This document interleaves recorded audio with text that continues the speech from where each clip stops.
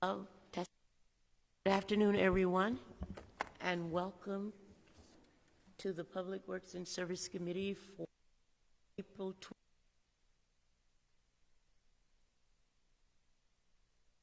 Now, can you hear me? Now it's on. Okay. Didn't realize that. Okay. Welcome to the Public Works and Service Committee public hearing. I will first introduce everyone. I am your chair, Molly Jones. Next, we have Assistant Chair, Alderwoman Jarrett. Ms. Olivia Davis is on Zoom. Alder Perez, Alder Kelly. And our staff is John Rooney, the Commissioner of Public Works, Ron Pritzloff, who is the Assistant Commissioner of Public Works, our City Engineer, which is Ara Mulder. Our Administrative Assistant is Kendra Hipshin. And that concludes our introduction. Mr. Pritzloff will now read the notice of the public hearing. Thank you, Madam Chair. Excuse me. This is a public hearing for anyone, their agent or attorney, to state their support of or objection to the proposed street improvement paving projects. Public comments, letters, and petitions will be made part of the record of this hearing and will be taken under consideration when the committee determines which streets will be approved, disapproved, or modified for improvement at its next scheduled meeting. There will be no action taken on the streets proposed at tonight's hearing. Each proposed street improvement paving project will be announced and considered individually. Each proposed project will be displayed online during the virtual public hearing for reference and information. If you have registered to be, excuse me, that was for when we had call-ins. Moving on.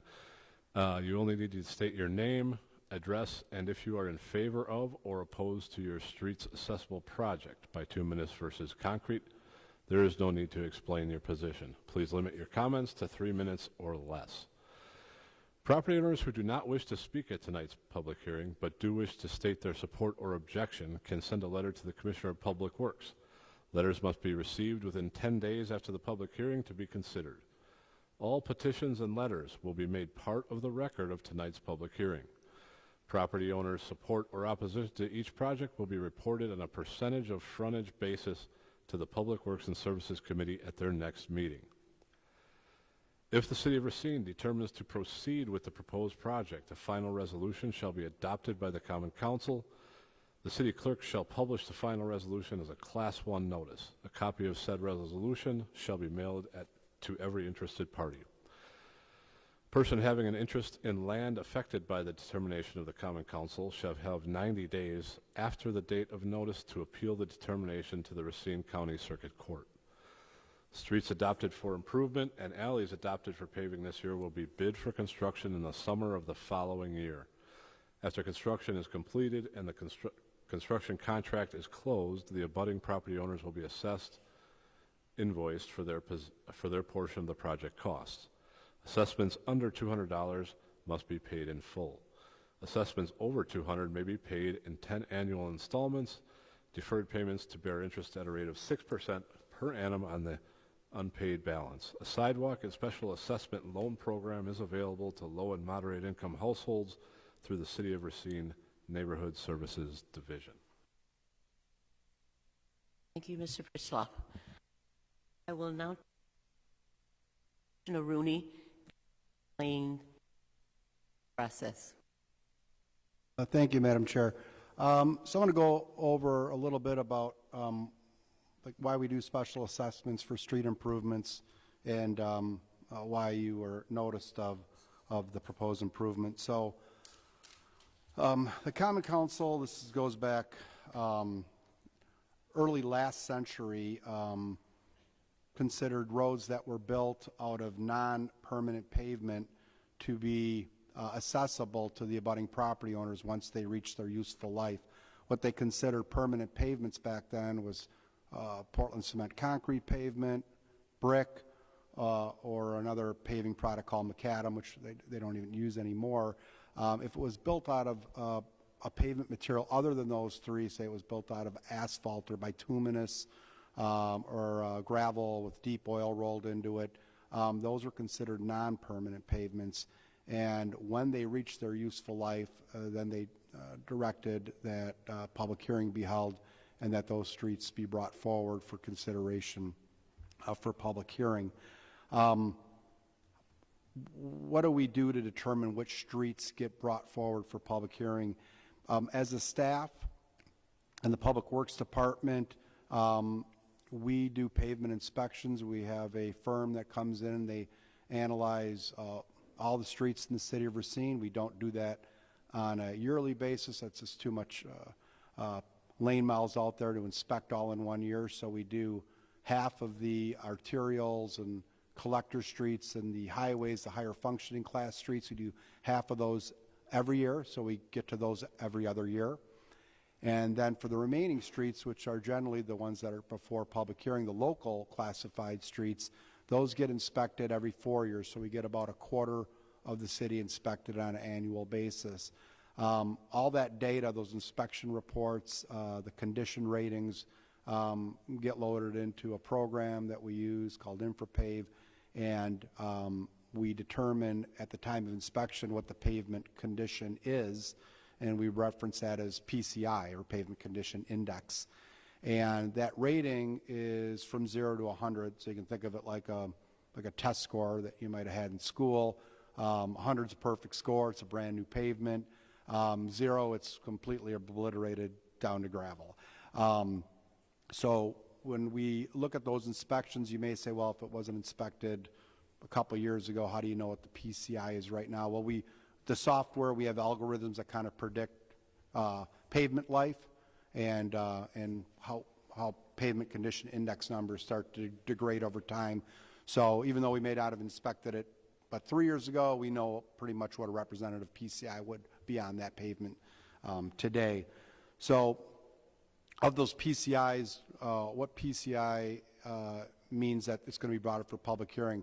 The Common Council has also directed us that any pavement condition index or PCI that's rated 40 or below get brought in for public hearing. Now, they didn't pick that number out of thin air. That was done with consultation from, previous commissioners of public works and city engineers.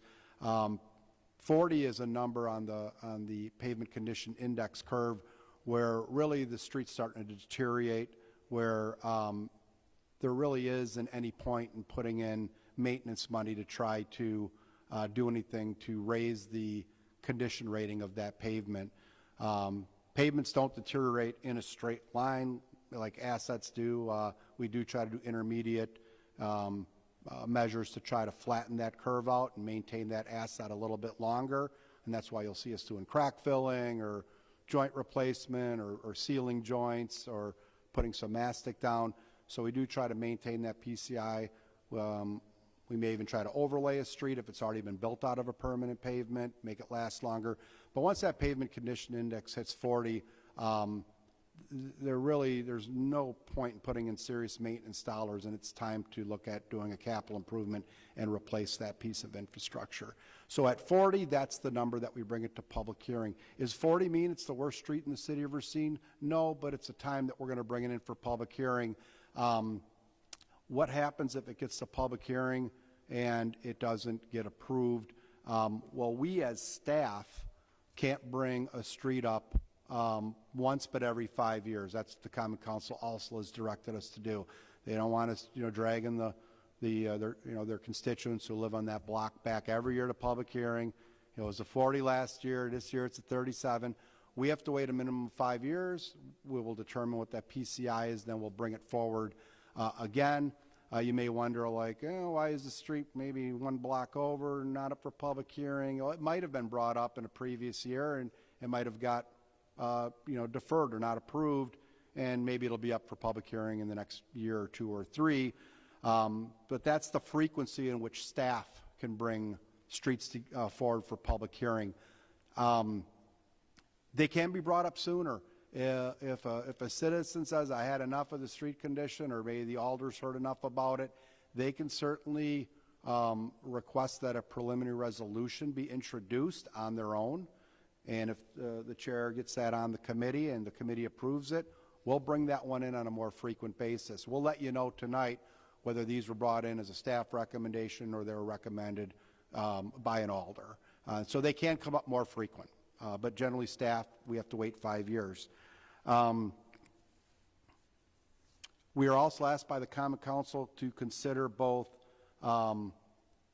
bituminous concrete pavement along with Portland cement concrete pavement. So what happens when a street gets built out of Portland cement concrete pavement, it's considered permanent pavement. When that street reaches its useful life, or it needs to get reconditioned, say overlaid, that'll be on the city to do that project. The city will pay for that out of borrowing, or if they get some grant money, or however they can fund it, but it won't be assessed to the budding property owner. If the street does get rebuilt, say, you know, it's decided that it gets repaved with with bituminous concrete pavement or asphalt, it still gets assessed to the budding property owner. But when that street sees its useful life, then maybe, who knows, 30 or 40 years out, somebody's going to have to pay the bill for that again when it's deemed that PCI has fallen below that number. So just because it would get approved in bituminous doesn't mean that some future property owner at that location, whether it's you or someone many years, you know, down the road, will have to pay for that. So just a comment on costs of accessible paving. So our typical city street is in a 60-foot wide right-of-way. So that's usually the distance from the back of the sidewalk to your neighbor across the street, the back of their sidewalk. And, you know, sidewalks are in that right-of-way, and the grass parkway is, and the curb and gutter is, and then the pavement's in there. So a typical city street is 32 feet from the flange of the pavement to the other flange of the pavement. That's where the curb and gutter kind of connects to it. And a typical city street is built with 7 inches of Portland cement concrete pavement. Usually they're non-reinforced concrete pavements because they don't really carry much traffic loading. So I kind of bring this graph up. I know it may be difficult to see on your screen there, but you know, these are the numbers that we bring in to Public Works and Services in advance of public hearings to get approved for the rates that we can charge for Portland cement concrete pavement, for example, a 32-foot wide street. And these numbers, we don't pull these out of thin air either. We look at these based on previous bids. We talked to contractors to see where the market's going for materials and construction costs. So if you look back, you know, 20 years ago, paving for accessible streets was around just under $40 a front foot for paving. And then it started to go up around 2008, got up in the upper 50s, kind of plateaued for a bit in the early part of the last decade, kind of stayed in the mid-60s to around the $70 range. And since around 2018, construction costs have really, really skyrocketed. And this is not just a Racine phenomenon. This is all over the country, material costs, fuel, everything that's involved in construction. So as you can see, in 2018, it was $74. It's kind of creeped up consistently over the years and pretty significant. Actually, the rates that we have now are the same as the rates we had for last year as well. So we did find a little bit of plateau. There's no guarantee this is going to plateau, though. And just for reference, if you kind of look back at what I just showed you earlier, looking back to the last 5 years of data, this is a simple mathematical linear projection. This is not guaranteed, but if you kind of look at where the last 5 years have gone, and if you kind of project that out 5 years, because this has kind of been the years that it has been kind of climbing, you know, so let's say that street gets denied by the Common Council, and we're back here in 5 years. If it stays on this pace, that street could be $200 plus a front foot. We don't know that, but we're putting that out there just for your consumption, because these are the way rates have been going in the last 5 to 6 years or so. So that's kind of the story behind the public hearings and, you know, how we got to this point and why you're all here tonight. With that, the chair is going to introduce the streets that are up for proposed improvement one by one, and when she does, I'll just put a simple graphic up on the screen, and then I'll talk to a couple of the items that I just spoke about, and then you'll have a chance, if you're here for that street, to speak for or against that item. Thank you, Commissioner Rooney. Our first street up is DeKalb Avenue, Holborn Street to Clark Street. Mr. Rooney. Yeah, and one thing I did fail to mention, and I apologize for that, is that, you know, the assessable rates, they vary for two significant reasons. One is obvious pavement width. So if you're on a wider street, you're going to cost more money to pave that. And then we look at the land use there. So if it's residential or it's industrial or commercial, we will adjust the rate, you know, accordingly. But that's why a street costs more for some property owners, you know, based on their zoning. And then there is a difference in cost between bituminous concrete pavement and Portland cement concrete pavement. And you can see that when I go through there. There's just a plain difference, and the two materials don't cost the same. So there's that choice there. So with that, Madam Chair, thank you for the first item. It is DeKalb Avenue from Holborn Street to Clark Street. This is in the 2nd Aldermanic District. The existing surface on this roadway is bituminous, placed in 1991, and the PCI is 26. The existing pavement width is 46 feet. It's built in an 80-foot wide public right-of-way. The proposed improvements are Portland cement concrete pavement at $219 a front foot, or bituminous concrete pavement at $134 a front foot. This is a staff recommendation. At this point in time, we have received some opposition to this at 50.8% of the frontage is opposed at this time. Again, we hold the public comment period open for 10 days, so that percentage could change up or down, and we will let this committee know in 2 weeks. And the last public hearing was held in 2018, so that's why it's a staff recommendation back 5 years later. Thank you, Commissioner Rooney. Prior to asking if anyone wishing to speak on DeKalb Avenue to come forward, please state your name and your address. If you have any petitions, letters, Kendra will collect those after you speak. So do we have anyone wishing to speak on DeKalb Avenue? Jeff Nelson. I'm the managing member of Fury 3 LLC. I have Holborn, proper address, on the entire north. Pull your mic up just a little. So I own the property that is the entire street from Clark to Holborn. And first of all, I just want to state that I'm opposed to this. I think some proper street maintenance along there would have held that out for much longer. But I have a bigger question regarding, you say that was bituminous, but I have photos when they did the adjacent intersection that road is already concrete and it's been overlaid, and you can tell by the really short curbs. And I have a photo where they cut the whole street across to do that intersection at Clark and DeKalb, that it's concrete all the way through curb to curb with a bituminous overlay. So I'm wondering if this was sent by mistake, that's already built with concrete, and that would be the city's responsibility for the cost of the rebuild. If I may, Madam Chair? Yeah, so a couple things on that. So number one is the data that we have shows that. Doesn't mean it's necessarily correct. If you believe that to be the case, we can very easily do a core out there and double check that. We got to be a little bit careful that the area may have had a utility repair in it, and they put a base concrete down and then put bituminous over the top per our pavement restoration specs. So we have to just double check that, but we can investigate that. And if we find that there is an issue between now and the next Public Works and Services Committee, then staff will recommend that this get deleted for consideration. I can tell you, I've been here 23 years in Public Works, and I have seen this happen just once. So it's not often, but it has happened, where somebody brought it up, they said, I don't think it's the case, and we wound up finding out that it was, in fact, and we had it removed. So we will investigate that.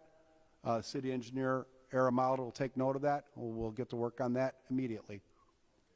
I own the entire, it's almost 2 blocks, DeKoven to 18th Street, Clark to Holborn, and all of those streets entirely around my property are all concrete. That was all built in concrete, who knows when, but, and then I have a photo when they cut, it's about 10 feet west of the corner onto DeKoven there, a saw cut all the way across, and I have a photo showing, you can see the concrete all the way across the entirety, curb to curb, with concrete curbs. And feel free to, if you don't mind parting, or you have a copy of that photo, to get it up to the city engineer's office as well. We'll investigate that this week. Okay. Thank you. Thank you. Is there anyone else wishing to speak on DeKoven Avenue? Anyone else wishing to speak on DeKoven Avenue? Anyone else wishing to speak on DeKoven Avenue? Seeing none, we will move to the next street, Elisa Drive, city limits to Ostergaard Avenue. Mr. Rooney. Thank you, Madam Chair. This is in the 12th Aldermanic District. The existing surface is bituminous, placed in 1971. The PCI is 10. The existing pavement width is 32 feet in a 60-foot public right-of-way. The proposed improvement is Portland cement concrete pavement at $136 a front foot, or bituminous concrete pavement at $80 a front foot. This is a staff recommendation. At this time, we have no petitions or letters for or against the proposed improvement. The last public hearing date was in 2018, and I believe some of this project as well will be picked up, if approved, by the Village of Mount Pleasant, because we do have some adjoining areas over there as well. Thank you. Commissioner Rooney. Anyone here wishing to speak on Elisa Drive?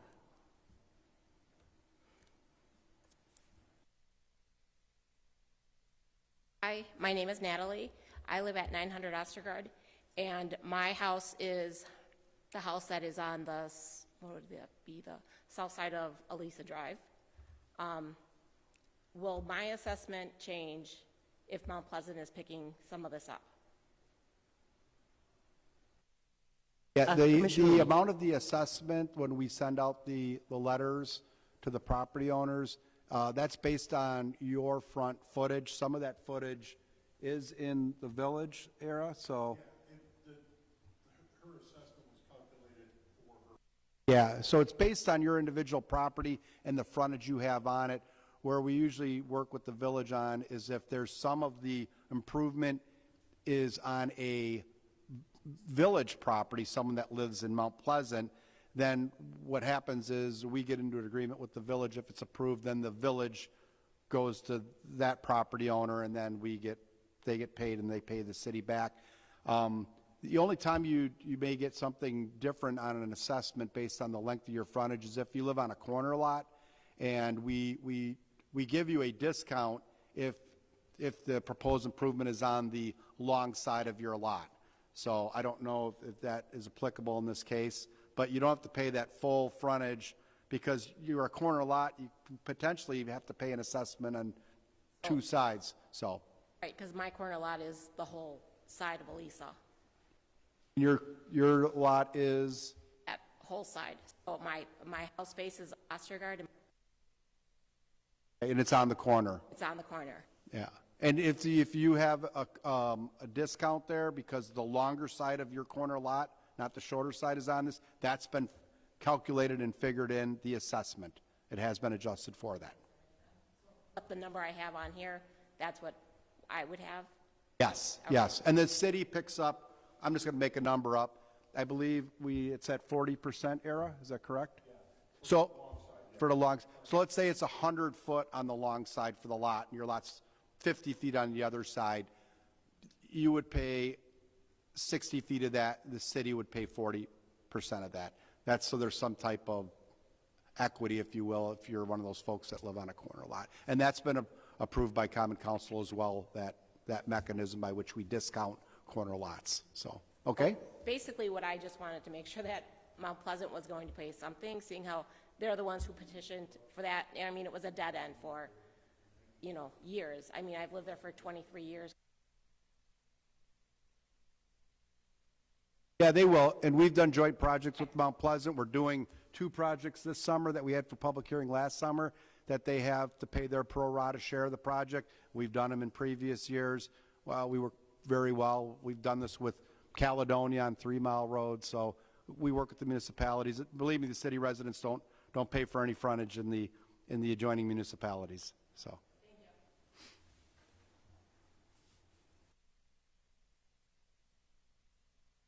Anyone else wishing to speak on Elissa Drive?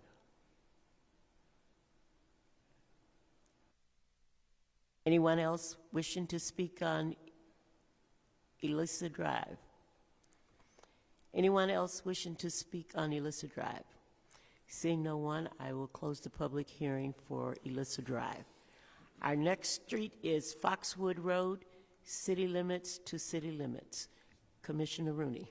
Thank you, Madam Chair. This is in the 10th Aldermanic District. The existing surface is bituminous, placed in 1989. The PCI is 18. The existing pavement width is 32 feet in a public right-of-way. The proposed improvement is Portland cement concrete pavement at $136 a front foot, or bituminous concrete pavement at $93 a front foot. This is a staff recommendation.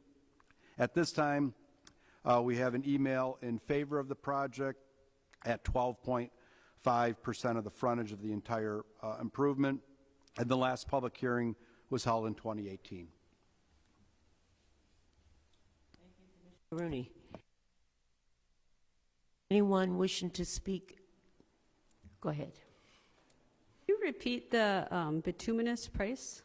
Bituminous is $93 a front foot, and Portland cement concrete pavement is $136 a front foot. My name is Colleen O'Brien. I live at 3337 Foxwood Road, and I'm here to represent the Foxwood homeowners. Some are going to be emailing the same information to you, but we have a petition. We have kind of a it depends. A favorable overall, but we would also like to request that the subbase from the Racine city limits to south of the bottom of the hill of Foxwood be replaced with stronger fill than what is there currently. We've had significant erosion due to water main breaks, and we have also discussed this with the water department. They have agreed to make sure that they have fixed the water main in the area, and will be fixing from the city limits down the hill. We also want to ensure that the sanitary sewer areas be sufficiently backfilled because it has had a significant history of a settlement. And just as an FYI, Rick Jones lives by me. My old boss. So he has a lot of history about the road too, which has kind of helped us. And we would also like to get a calculation. This is not in the petition. I will give you this petition. We would like to get a calculation of the assessment, including the related intersection, just so we have a better understanding of how that has been divided up between the homeowners and the city. So the corner of Leona Lane and Foxwood and Walden Way. Did you have more? I'm sorry. The other thing is not necessarily related to the reconstruction, but we have a lot of potholes that have not been filled yet.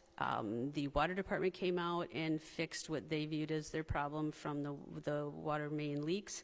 The city was out at fall, but they didn't fill them all. So we would also like to request that. I don't know if this forum is appropriate, but wanted to get that out there. Yeah, we're transitioning from snow and ice to spring leaf collection. We're gearing up for pothole season in DPW. So yeah, we've got a lot of potholes out there. We're going to try to, we obviously will note it and get out there and see what we can address. Insofar as the intersection's concerned, we don't assess when we go through an intersection to the property owners. That's a city GOB cost, general obligation bond. That doesn't get assessed. That's taken out of the equation. That doesn't get distributed at all. You're getting paid, or you're getting assessed on the front footage for the entire cost based on how much lineal feet of property you have on it. So when we go through that intersection, you know, that actually is being absorbed by the city. It doesn't get redistributed to anybody. So that's how we handle, just like the property owner before, if they were on a corner lot, we give you an adjustment. We don't redistribute that to other property owners. That's a city share of the project there. So insofar as the road goes, if we wound up rebuilding this road, you know, we televise all the sewers out there. The water department's responsible for their water infrastructure, but we televise the sewers. If they need to, you know, get repaired or replaced, we do that. We'll properly make sure they're backfilled. And if we take the pavement out, we find out we have poor material underneath, we cut it out. And we excavate below subgrade if necessary, get rid of the organics and some of the poor material some of these roads were built on back in the day when, you know, none of us were engineering these roads at that time. And we'll take care of that. That's part of the cost that the city absorbs. We're really assessing you for the paving costs. But yeah, we're not going to put new pavement on poor subgrade materials. Do we have assurance that the water main will be fixed while the road is under construction, right? Generally speaking, if a project gets approved for paving, the water department will then cause, if they have a history of water main breaks, their water infrastructure to be replaced, because they don't want to be the people out there responsible for having a hole poked in a brand new road because their main frequently breaks a lot. They also have programs where they do lead water service replacements, you know, in advance of streets that are approved. I think in this neighborhood, they're probably all copper out there because of the age of the homes and everything. So, but yeah, so yeah, we try to avoid that. That's why we televise the sewers, make repairs and stuff before we pave. We want the road to last. You want the road to last. We're all of the same desire. Okay, very much. Who shall I give this to?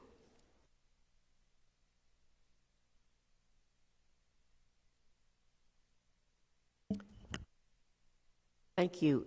Is there anyone else wishing to speak on Foxwood Road? Anyone else wishing to speak on Foxwood Road? Anyone else wishing to speak on Foxwood Road? Seeing no one, I will declare the public hearing on Foxwood Road closed.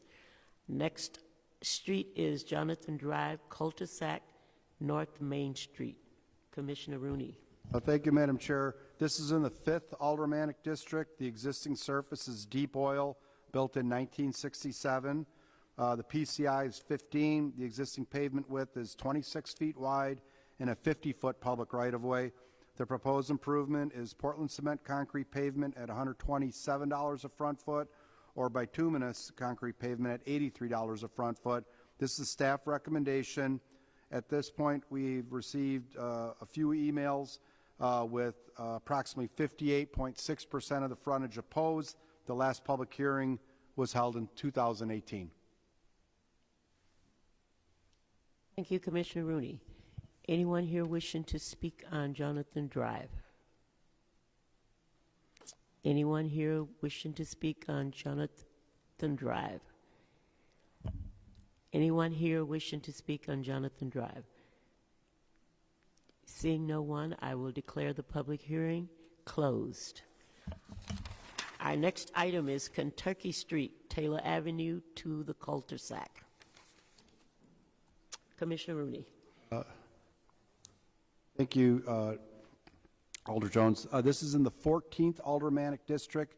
The existing surface is bituminous, placed in 1973. The PCI is 17.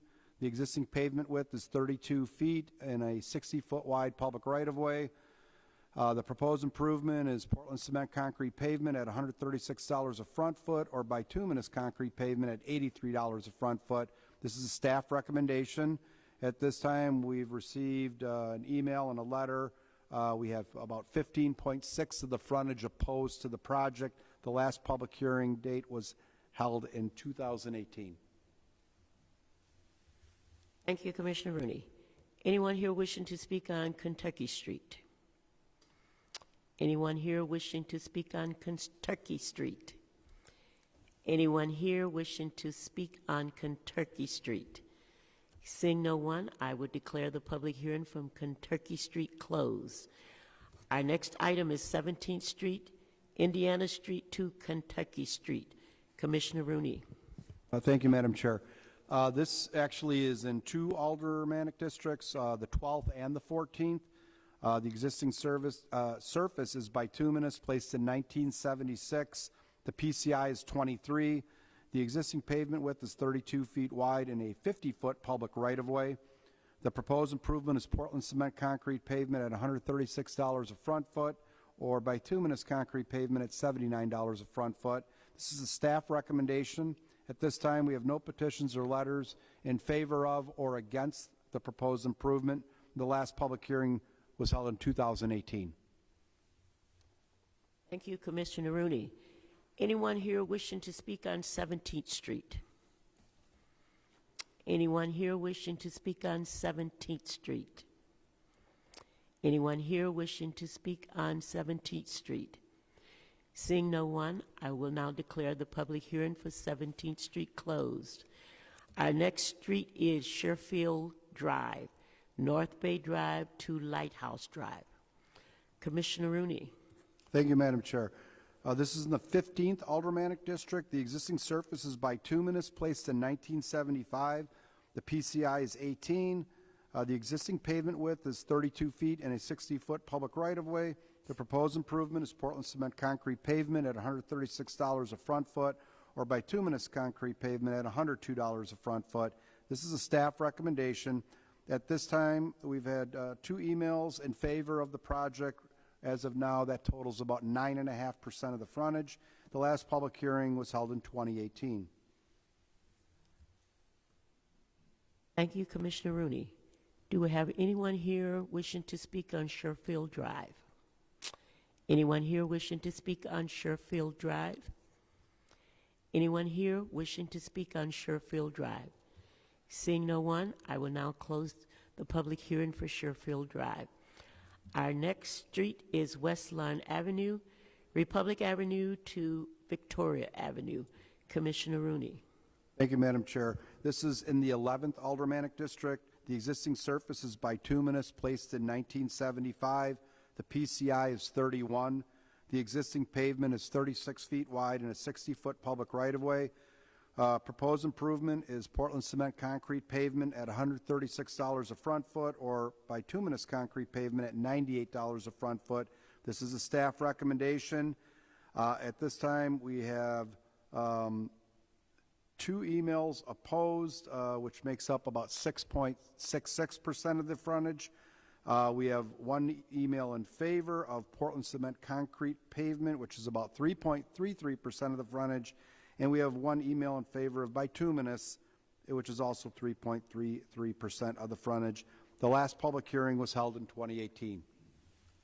Thank you, Mr. Rooney. Do we have anyone here wishing to speak on West Lawn Avenue? You may proceed, sir. Hi. Robert Leger, 1671 West Lawn. I have a petition here with most of the homeowners on the block saying that we would prefer the asphalt as opposed to the concrete. Thank you. Kendra can get that from you. Thank you. Anyone here wish to speak on West Lawn Avenue? We are at 1666 West Lawn. Would you state your name, please? I'm Elena Russa, and this is my mom, Penelope Kopecki. She's the resident. As far as asphalt, do you have a thickness of what's going to be replaced? The residential section for asphalt era, is that a 4-inch section, or what is? She wants to know what the pavement thickness is for bituminous. Yeah, 4-inch. Yeah, so generally if it's a 4-inch, they usually put down like a a 2.5-inch, usually a binder. It's got bigger aggregate in it. It's kind of the strength of it, and they put like a wearing course on. And that's a surface course. So it's like a 1.5 and 2.5 or 1 and 3. So it's a dual lift bituminous pavement. Okay. As far as utilities, is any of the utilities going to be replaced when the road gets opened up? If the project is approved by the Common Council, when we begin a process almost immediately after Common Council would approve the project, we start notifying the utility companies, We Energies gas, electric, water department, everybody to see if they would like to do any improvements before we pave it. As far as like curb, like the storm and sanitary as well? We're responsible for storm and sanitary. We do that internally, Okay. but we notify We Energies for gas or electric if they want to review their infrastructure. Do they need anything fixed or replaced? The water department, if they want to replace old cast iron mains with, you know, newer materials, or they have lead services they want to get rid of and put in copper. You know, not typically, but, you know, you may find there's another utility going down a residential street, but maybe AT&T, or we get a hold of all the utility companies. A lot of that stuff, though, in the residential neighborhoods is overhead and usually either run in the public right-of-way or on the back property lines. Okay. For like cable and what have you, so, or even electric.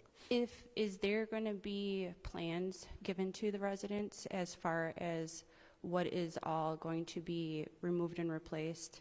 Pardon? Is there going to be plans available for the residents to review to make sure, such as like yard drains or anything like that, or some pump connections that are within the curb that's going to be affected because of the curb and gutter and the sidewalk and the terrace area going to be fixed?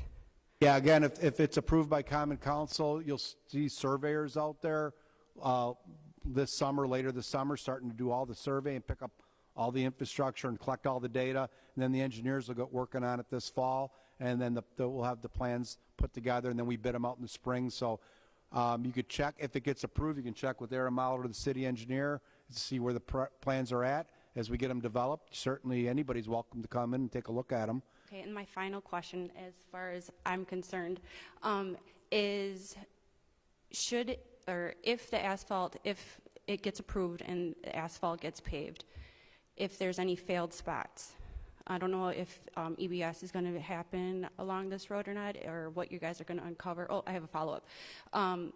Is the residents then responsible for any failed pavement? Well, as far as failures go, it doesn't matter whether it's paved out of bituminous or Portland cement concrete.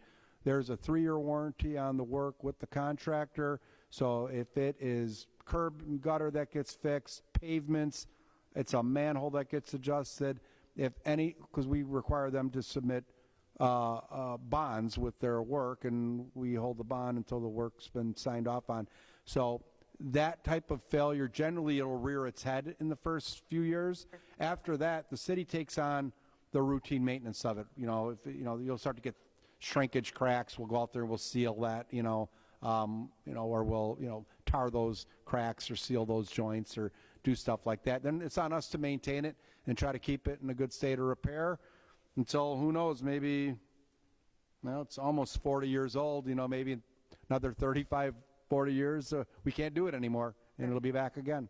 And sorry, my follow-up question is, per the gentleman that was on DeKoven, who had his property adjacent to that, he mentioned that there was an overlay. Now, I don't know your records or anything like that, but if it turns out when you open up the road, are you guys going to do coring before you open the road? We generally have pretty darn good records here in engineering.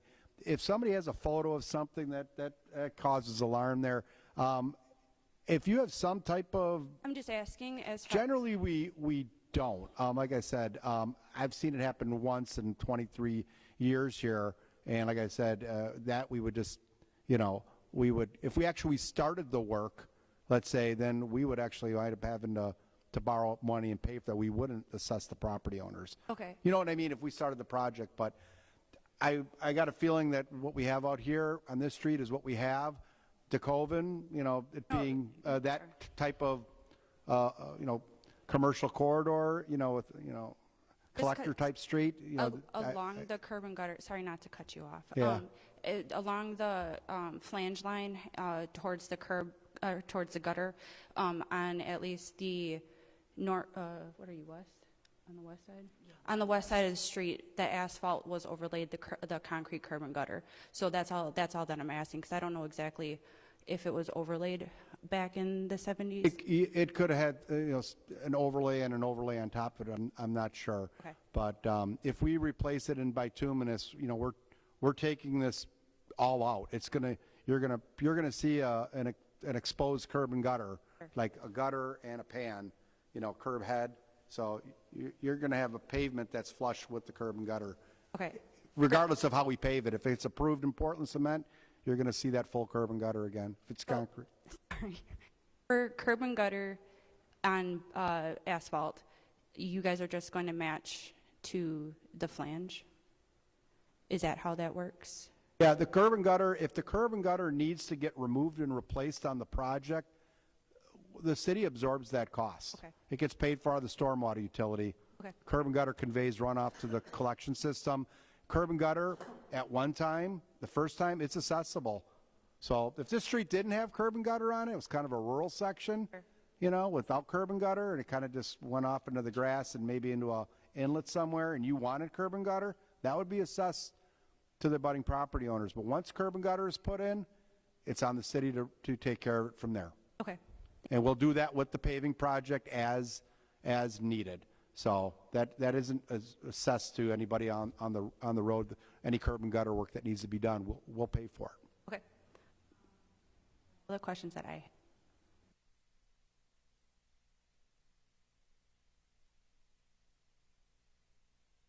Thank you.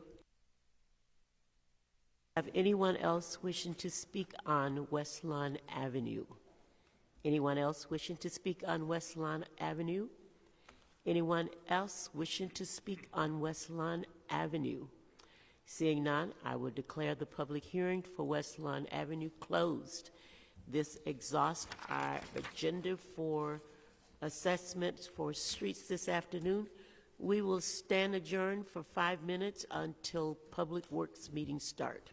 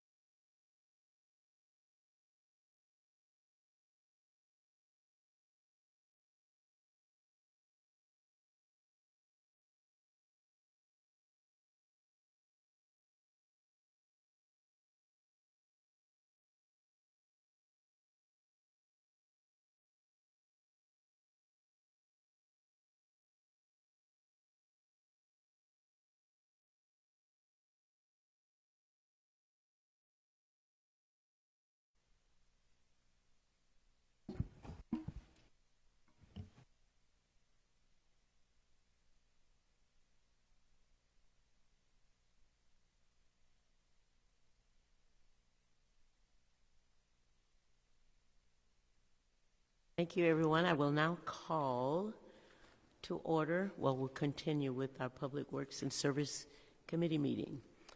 First on our agenda is the approval of the minutes from our April 11th, 2023 meeting.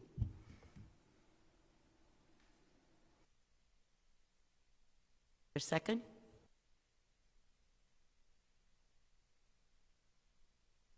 It's been moved by Alder Jarrett, second by Alder Kelly, to approve the minutes from April 11, 2023. Any questions, corrections, comments? Seeing none, all those in favor, please signify by saying aye. Opposed? The motion passes. The first item on our agenda is 040923, communication sponsored by the chair on behalf of Wendy Spencer, President of Fourth Fest of Greater Racine, Inc., requesting permission to use city right-of-way for the 4th of July parade.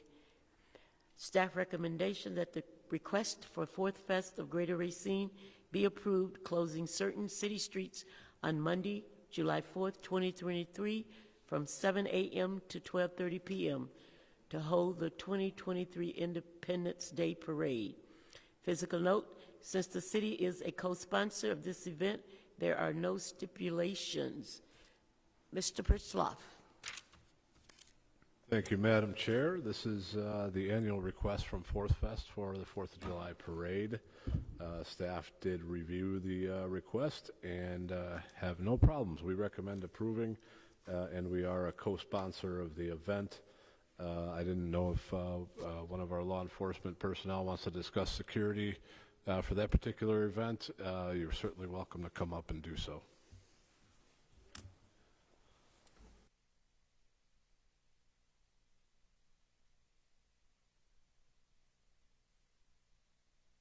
Hello, I'm Sergeant Legath. I'm the planning supervisor. Just so I know, we're pretty short at the PD. I've been working with Fourth Fest since I got here. Plan in place for our security parade this year. I think everything off without a hitch. Questions I can answer.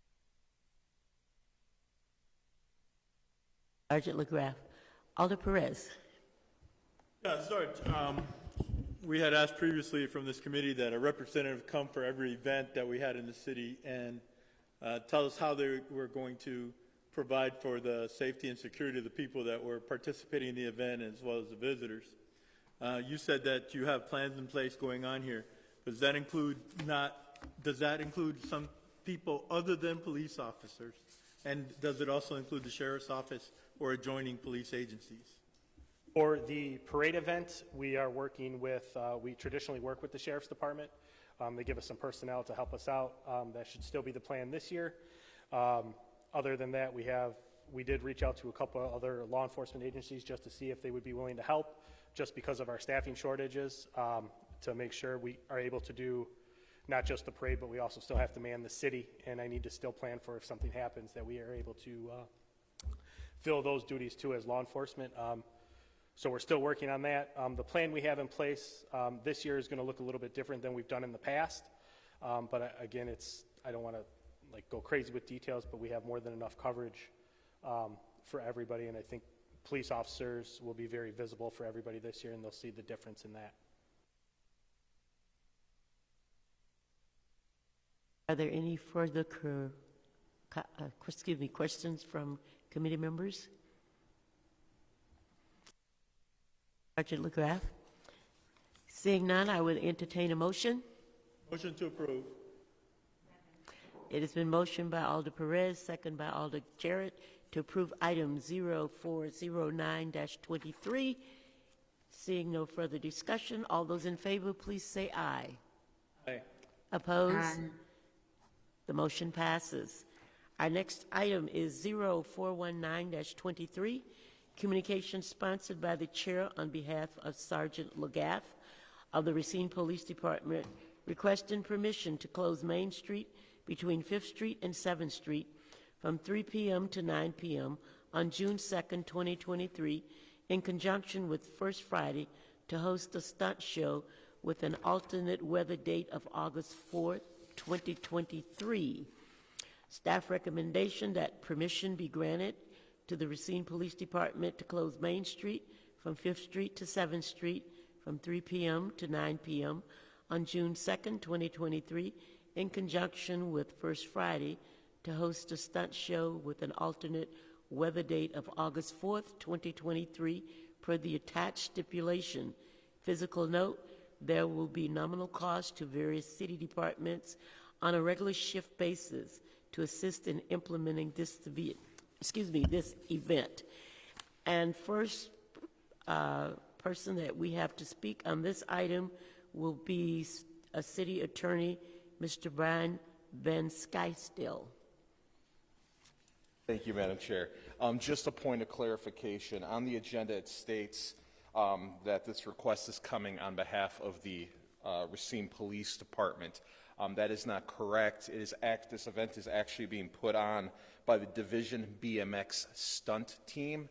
The Racine Police Department is asking permission on behalf of the Division BMX stunt team. So that is the group that is actually going to be entering into any necessary agreements and will be handling the event. And I believe that should be amended in the minutes before it goes to Common Council. Thank you. Questions? Our next speaker on the item would be Sergeant Lagath.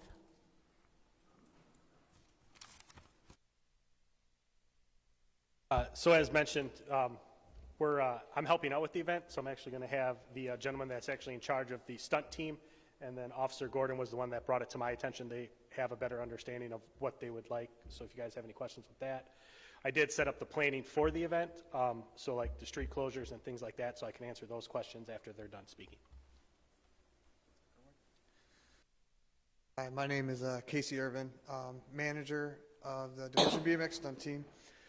We are looking to put on an event down on Main Street, just pretty much closing off the streets, the two sections of streets from 5th to 7th, so we can properly have a safe measure of distance for riders and athletes. So basically working with the Officer Gordon with the Racine Police Department, we would set up a few obstacles for the BMX portion of the event, and then also the FMX portion of the event, and just trying to get the community involved for doing a show. We have a bunch of co-sponsors that are actually helping fund the event for the athletes. So we're just looking to try to, do something for the community. We've worked with and done a lot with Party on the Pavement every year. So this is nothing new to us. It's just new to actually closing the street down for just a particular event other than Party on the Pavement. Any questions from committee? Jarrett, excuse me. It is, Voice activated now? Okay, thank you, Madam Chair. For Sergeant Lagath, the same question that Ola Perez had, as far as I'm guessing this is going to draw a crowd. So what do you guys have in place to make sure that everything is, crowd control during this event? So what we're going to work on is we were waiting, once I got approval, I was going to talk to DPW and get barricades. I also worked with our COP unit because this is more of a community event, and that's kind of what our COP unit is. So I'm going to have all the members of our COP unit working that day, so they're going to be working the crowd on that side. We're going to have all the riders and everybody on the east side of 5th Street, so closer to that Johnson building. So that will be closed off just for the riders and all the athletes for that. And then we'll have everybody else on Monument Square where they would be for First Friday. Commissioner Rooney. Thank you, Madam Chair. So if you've done this event before, you probably did it under the closure that was done by Downtown Racine Corporation. So this is a state highway. It's the intersection of two state highways, 6th and 7th Street with Main Street. So DPW does provide barricades. That's part of the event fee that you pay. We drop them off. You guys put them up. You take them down. We come and get them on the following Monday. But there will probably be a detour required because of the truck traffic that uses the connecting highway. So I would suggest you get a hold of city engineer Aaron Molitor and see what that looks like. You know, try to get those trucks that are coming down Main Street from the north, probably want to get them detoured over to State Street and down to Marquette Street and back onto 20, and do the same before they get down there, and then they can't make that turning movement to get through there. So Eric can work with you on that, but it won't be as simple as just barricading off 2 blocks because it still is connecting highway under Wisconsin DOT. All right, Okay? appreciate it. Any further questions from staff or committee members? Seeing none, I will entertain a motion with the amendment that it is put on by the Division of BMX stock team. Motion to approve. A motion by Alder Perez, second by Alder Kelly, to approve item 0419-23. Seeing no further comments, corrections, questions, all those in favor, please signify by saying aye. Aye. Opposed? The motion passes. Thank you. Your time. Our next item is 0417-23. Communication sponsored by Alder Pathrath on behalf of Nikki Woods for the Rhino Bar, requesting permission to close High Street between Main Street and Chatham Street from 12 p.m. to 9 p.m.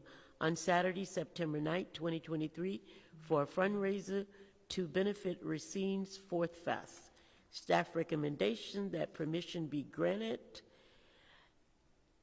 for their fundraiser event with the attached stipulations. Physical note, there will be nominal costs to various city departments on a regular shift basis to assist in implementing this event. Schloff. Thank you, Madam Chair. Staff once again did review this request. It is an annual request, or has been in the past before COVID, and found no problems with it. We recommend approval. DPW will provide barricades and what have you.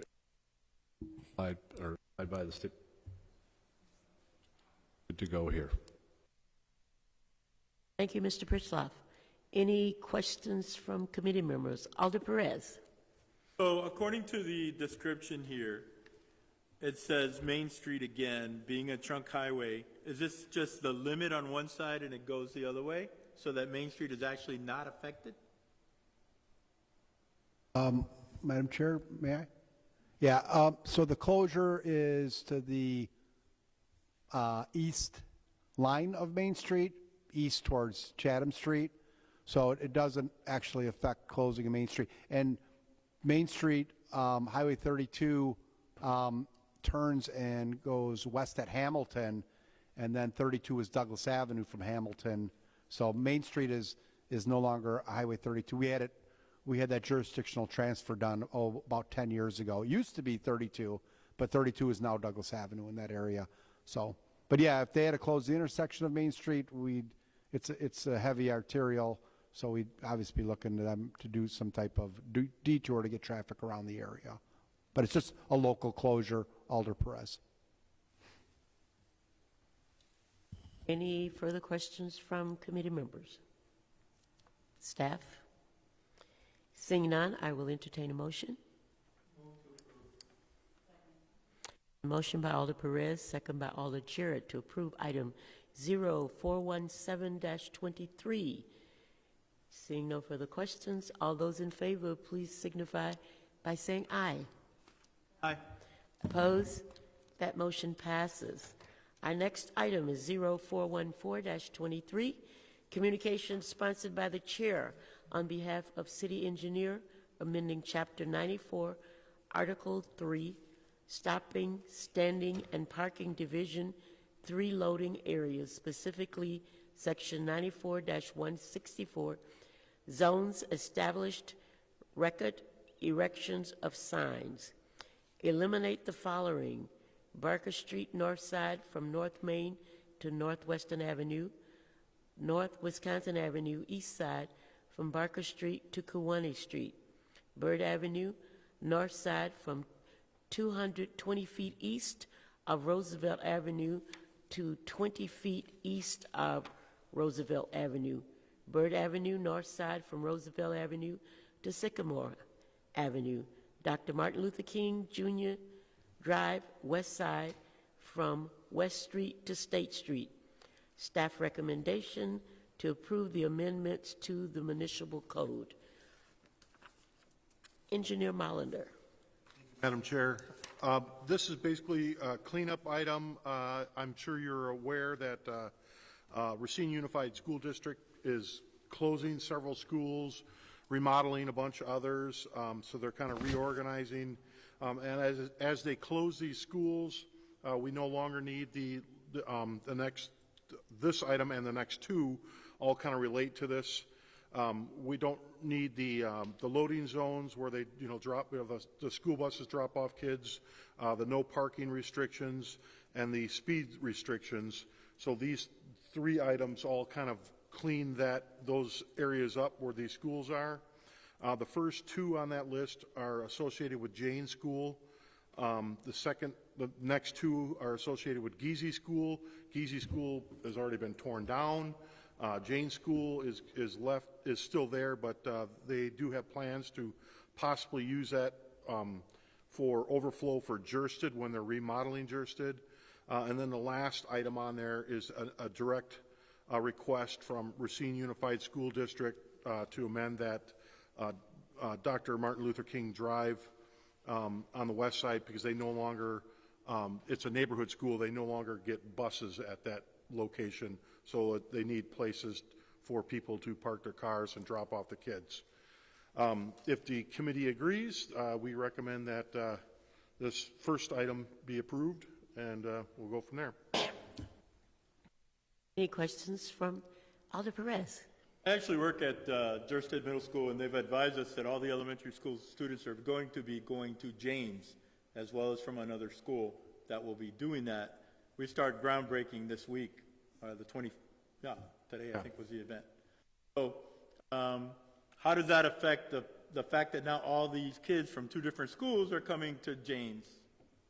With my discussion with and I don't have his name in front of me, the gentleman from Racine Unified School District, I don't know how they're getting the students there, but I believe they're going to show up at Gersted first, and then they're going to bus them down, and so it'll be after hours. I don't know. They'll be going to their original school first and taking a bus from there to James, and then Correct. the same thing on the way back out. Correct. That's my understanding. And he, with my discussion with him, he said, let's get rid of the parking. If we need something added after the fact, we will we will alter it. But as of right now, we're just removing and like I said, there's loading zones and there's parking restrictions, and I had to do them separate because of the difference that they are. So we're eliminating all the parking and loading zone restrictions around Jane's School on all four sides of the block. And if need be, we will alter the parking probably on Wisconsin Avenue to just allow the buses to drop off those kids at that point. So this will go, if we pass this at council, the next time we have council, and it goes into effect 2 weeks later, which means there's a month yet. And if they're already busing children between that month, does that mean we have to come back and maybe change the law again? Or can we, as a public works department, put up temporary restrictions without it going through council? We could put up temporary restrictions, and it would be usually on Wisconsin Avenue where the front door to Jane's is, so it's not Main Street, and we can accommodate that way. And it's not going to be, it might be 1 or 2 buses from my understanding, but it won't be, 8, 10 buses. That's what he told me, so. Any further questions from committee members? Staff? Commissioner Rooney. Thank you, Madam Chair. Yeah, if we have to, the Commissioner of Public Works has the authority to implement temporary parking changes for the purposes of public safety and what have you. So if we need to kind of get something set up on a temporary basis while they're doing their remodel job or whatever they're doing at Jerstead and getting them over there, as soon as that work is complete and the kids stay at Jerstead, and we can pull those signs. They wouldn't be a permanent, you know, like they are in the code now, where it's a permanent change in parking restrictions over there, and really limits the neighbors to otherwise find a place to park their car, you know. So, but we can do that on a temporary basis, absolutely. Thank you, Commissioner Rooney. Further questions from committee members? Seeing none, the motion is in order. Motion to approve. Motion by Alder Perez, second by Alder Kelly, to approve item 0414-23. Seeing no further questions, all those in favor, please say aye. Oppose? The motion passes. The next item is 0415-23, communication sponsored by the chair on behalf of the city engineer, amending Chapter 94, Article 2, specific street regulations, Division 2, speed limits, specifically Section 94-53, speed limit decreased, Schedule B. Delete the following: North Main Street from 120 feet south of Barker Street to 130 feet north of Kiwanee Street. Bird Avenue from Perry to Sycamore Avenue. Staff recommendation to approve the amendment to the municipal code. Physical note, none. Engineer Molinder. Thank you, Madam Chair. Once again, just a cleanup item. This is basically to remove the speed restrictions associated with school zone. Obviously, the first one is on North Main Street. It's by Jane School. The only students that will be going to Jane School in the near future will be bused from Jerstead. They'll be coming after hours. The other one is at Giese School, which obviously the school has already been removed. So we want to remove the speed restrictions on Bird Avenue. We recommend approval. Thank you. Questions from committee members? Staff? Seeing none, a motion will be in order. Second. It's been motioned by Alder Jarrett, second by Alder Perez, to approve item 0415-23. Seeing no further questions, all those in favor, please signify by saying aye. Oppose? The motion passes. Our next item is 0416-23, communication sponsored by the chair on behalf of the city engineer, amending Chapter 94, Article 3, Division 2, parking regulations, specifically Section 94-141, no parking zones, Schedule F. Add the following items from Section 1, no parking at any time. Bird Avenue, north side from Ohio Street east 130 feet. Bird Avenue south from Ohio Street to Virginia Street. Delete the following items from Section 3, no stopping, standing, or parking a vehicle at any time. Bird Avenue, north side from 20 feet east of Roosevelt Avenue to 80 feet west of Roosevelt Avenue. Delete the following items from Section 9, no stopping, standing, or parking from 7:30 a.m. to 4:30 p.m. on any school day except school buses. Center Street west side from 10th Street south 350 feet, 10th Street south from Center Street west 250 feet, 11th Street north side from Center Street west 250 feet, North Wisconsin Avenue east side from Kiwanee Street south 150 feet, North Main Street west side from Kiwanee Street to Barker Street. Delete the following items from Section 20, no parking 3:30 p.m. to 6 p.m. Monday through Friday. Dr. Martin Luther King Jr. Drive, west side from State Street to West Street. Delete the following item from Section 34, no parking at any time. December 1st to April 1st. Orange Street, west side between West High Street and Lawn Street. Staff recommendation to approve the amendment to the municipal code.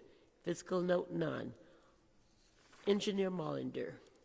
Thank you, Madam Chair. Once again, this is kind of a conglomeration of several things. Continuation of the request from Racine Unified School District, and this is also the result of two different parking studies that we did for, the first two on Bird Avenue were for Alder Jarrett.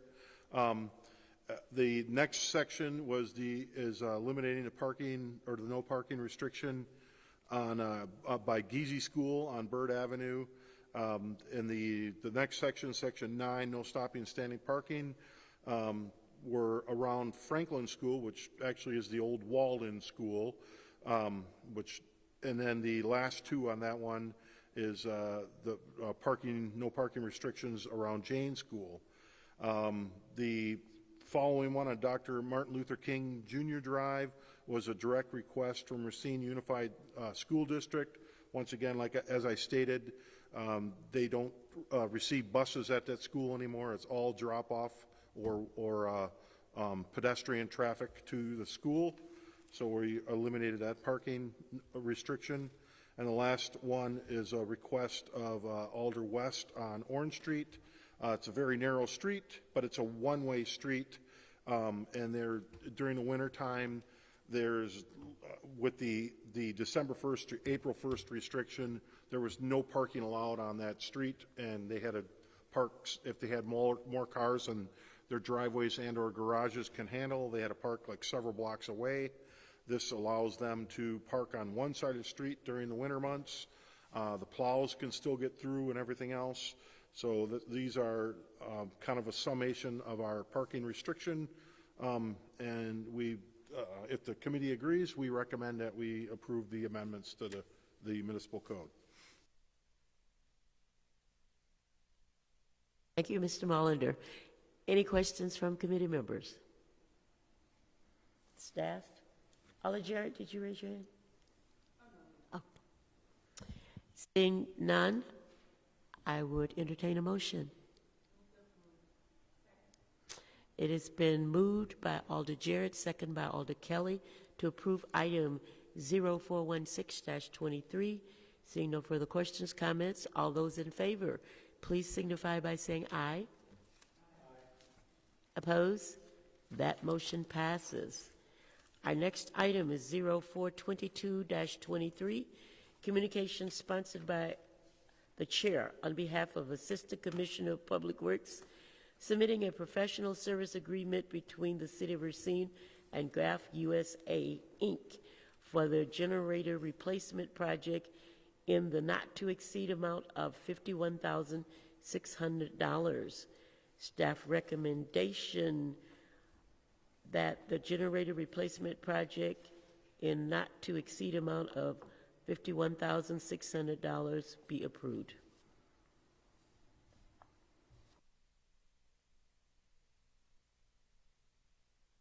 Alder Pritz. Thank you, Madam Chair. The backup electrical generation system for the main city building complex is located over in the safety building. It powers the safety building, City Hall, the incinerator building, the central heating plant, which is down in the pit area, as well as the electrician's garage and engineer's garage, which is off of Washington Avenue. So it provides emergency backup power for these vital facilities should we have a power outage. The existing generator is 1967 vintage. It's a beautiful piece of machinery, but we're not able to really maintain it in an effective way anymore, and it needs to be replaced. It currently exists on the interior of the safety building, which is a very odd place, so I'm not sure when they built this way back in the day, why they put it over there. I'm sure they had some kind of a reason. I don't know what it is, but part of this particular professional service agreement is to design a new backup generation system on the exterior of the building. A little bit more exciting. The backup electrical generation system for the main city building complex is located over in the safety building. It powers the safety building, City Hall, the incinerator building, as well as the electrician's garage and engineer's garage, which is off of Washington Avenue. So it provides emergency backup power for these vital facilities should we have a power outage. The existing generator is 1967 vintage. It's a beautiful piece of machinery, but we're not able to really maintain it in an effective way anymore, and it needs to be replaced. making it easier to maintain. The proposal is for $51,600. It is in the capital improvement plan for 2023, and staff does recommend approval. I will add that in our facilities, building complex facilities management folks, we've had a devil of a time trying to find a reliable mechanical engineering and electrical engineering design consultants. So we did do some searching. We found that Grave did have a very good track record with these things, and they have their own in-house design team now, and that's facilities folks, and hopefully we get a good product out of it. So the last 4 or 5 consultants we've used have not worked out, whether it be reliability or workmanship or what have you. So here we sit. We need to get that replacement generator online and ready to designed and constructed. This particular professional service agreement covers that design work. It also covers the construction administration piece of that. Thank you, Mr. Pritzloff. Any questions from committee members? Alder Jarrett? Thank you, Madam Chair. So it looks like this entity is they're designing and building it. Who will be maintaining the actual product? So our people, Bill Miller is our facilities manager. He'll be heavily involved in the constructing of it, and we've got people that will maintain that once it is constructed. Thank you. Any further questions from committee members? I'd just like to reiterate that this agreement does authorize the mayor and the city clerk to sign the agreement with Grave for this work.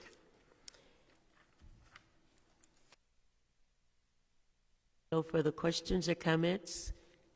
A motion is in order.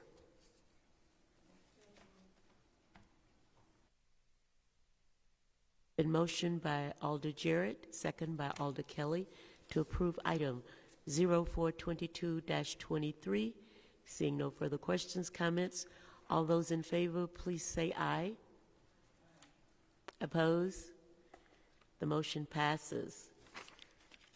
Our next item is 0423-23. Communication sponsored by the chair on behalf of the Assistant Commissioner of Public Works, submitting a professional service agreement between the City of Racine and Graves USA, Inc. for the City Hall elevator project in the not-to-exceed amount of $58,600. Staff recommendation that the Public Works and Service Committee approve the professional services agreement and authorize the mayor and city clerk to sign the agreement between the City of Racine and Graves USA, Inc. for the City Hall elevator project in the not-to-exceed amount of $58,600. Fiscal note, funding is available in the following Ord Object 45040-57200. Mr. Pritzloff. Thank you, Madam Chair. Our City Hall elevator is 1978 vintage, quite old, and so are the associated mechanical and electrical pieces that run it. This has been a project that we've had slated for the last couple of years. As I stated before, we couldn't find mechanical or electrical engineering consultants to help us with the design work in this particular area. But we're dealing with a lot of parts obsolescence with regard to this particular elevator. We only have one in City Hall, so that will present some challenges with regard to ADA access. I fully expect that will be vetted through the design and construction process, preferably through the design process. This is a part of our capital budget, part of our facilities condition assessment, and it was approved at council. So we would recommend that this be approved. Madam Chair. Thank you. Alder Perez. Is this something that was bid out as well? No, this would be Alder Perez, the design part of it, designing all the new mechanicals and electrical, and then we'll bid it out after that. So it'll be designed and built this year. Yes, sir. Okay, but what I'm trying to understand, put out a bid for the lowest possible bidder that is doing, how did we get the proposal? Because in their letter, it talks about discussing the bid. What was that? Oh, so when they discuss the bid in their letter, they're talking about providing services to us in analyzing bids that come through for their design. Does that make sense? So they're going to do the design, they're going to do the plans, and once it's bid out, they're also providing construction services similar to how I described the last project. And in those construction services, they'll evaluate the bids to see, okay, is this they'll help us with saying, hey, this looks reasonable, or hey, this bid maybe not, maybe not on the up and up, some things of that nature. That's what they're talking about with the bid. But as far as the consultant work goes, the $56,000, if that's what you're asking for, if we bid the consulting work out, no, this was a quality-based decision.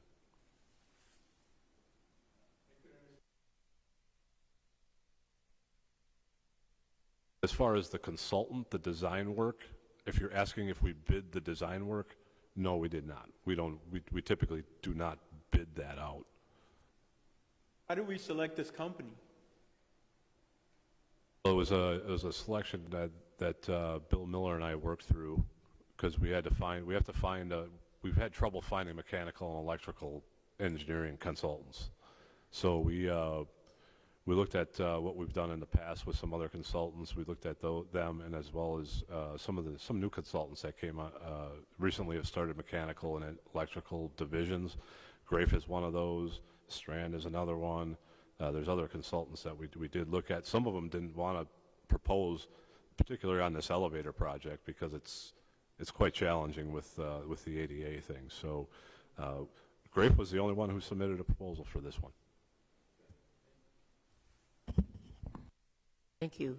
Any further questions from committee members? Commissioner Rooney. Thank you, Madam Chair. Just for clarifications for some of the newer committee members too. So a professional services agreement, as Ron stated, those are usually quality-based selections. Generally, we get a hold of consultants, we talk through the projects, talk through the scope, and then we select the consultant that we believe is going to provide the best service to the city. Then we negotiate what the cost of that agreement is going to be, and that's what is presented to the committee tonight. We do this pretty much with everything. We're required by state law to bid out the actual construction and public works projects. So those are the difference between the two. And a lot of times when we do get a proposal like this, we'll also have them include, in addition to the design work, is the construction management component, so they're on board and ready to go. Once the project is bid out, we open bids and we award it to the lowest responsible and responsive bidder, so that we don't have to go through the process of soliciting and trying to get now an engineering firm to do the construction management, make sure that the thing is built properly to the plans and specifications. So just wanted to give you a little bit clarification on that if you were thinking that doesn't make sense. So. Questions? Thought I saw you. No questions? Seeing none, a motion will be in order. Motion by Alder Jarrett, second by Alder Kelly, to approve item 0423-23. Seeing no further questions, comments, all those in favor, please signify by saying aye. Oppose? The motion passes. Our final item. Chairman, before we go there, can we revisit the first one, 040923, please? A communication from requesting the city right-of-way for the 4th of July parade. Did you have a specific question, Alder Perez? I was looking at their letter, and in their letter it looks like they're also asking permission to do fireworks as well, and we didn't talk anything about fireworks, just road closure. if you look at the third paragraph from the bottom, it also states in the last sentence, the fireworks will run from dusk to approximately 1 hour after dusk. Do we approve fireworks, or is that just part of the package? Commissioner Rooney? Yeah, so what's under the purview of this committee, Alder Perez, would be the road closure for the parade, the road closures for the setup of the parade, the notification and closure of the Main Street Bridge to the U.S. Coast Guard during the parade. We also close it in the evening to get the vehicles out of the area after fireworks are done. I think this is probably more, what you're thinking of is probably going to be a joint type of referral. I believe they get the permission from the Parks Department to shoot the fireworks off, you know, in the North Beach Park area, kind of by the Water Department and North Pier area. So we don't have any purview as Public Works over that area. So I would assume this is also going to land maybe before the Park and Rec Board or something like that. Can we make a referral to make sure that it does land somewhere? Because I don't want them to think that because we're approving based on the letter that they submitted to us, that we're also approving the fireworks. Ron and myself, we can get a hold of Director Molbeck and make sure that that is being taken care of. And if it is already, great. If not, we can include that in the Common Council report next week. But if he's already got it lined up, then I think you'll see it go through the process then. Right, I just didn't want it to fall in the land of nowhere, thinking that because they wrote this letter to us and mentioned fireworks, that it was included in our approval. Okay, thank you. Thank you. Other questions from committee members? Our final item is 0420-23, communication sponsored by the chair, requesting the committee to choose a day and time to hold regular meetings of the Public Works and Services Committee. The staff recommend to meet the Tuesday prior to the Common Council meeting at 5:30 p.m. Basically, we will ask for any comments, changes from the committee if they have any, if you'd like to see a different date or time. But we have normally held 5:30 on Tuesdays prior to the next week for the Common Council.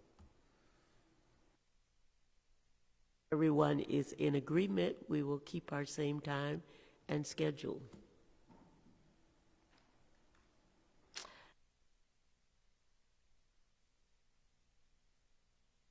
Alder Davis, can you hear us? Did you have a comment at all on the meeting date and time? Thank you. Seeing no changes, then I will entertain a motion to approve.